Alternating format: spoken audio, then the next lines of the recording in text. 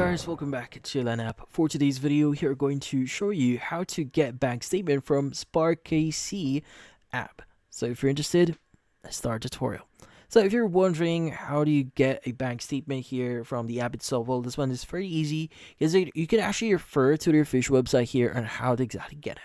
So the first thing that you want to do is you want to go ahead and go to the functions tab here. So by the way, before doing so, you need to choose your Gyro account in order for you to access this section. But to be speaking, you just need to go to functions, and in there you want to go ahead and just click on statements. Now in this case, it should be in here. As you can see, these statements, you go and click on it. Now once you are in statements, what you need to do is you just need to click on create statement.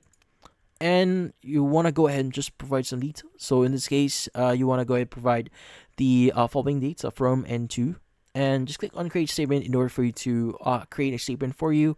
Now, in this case, that's about it. So this one's very simple and you should be good. Hopefully this video was able to help you like and subscribe to Lan app. Thank you for watching.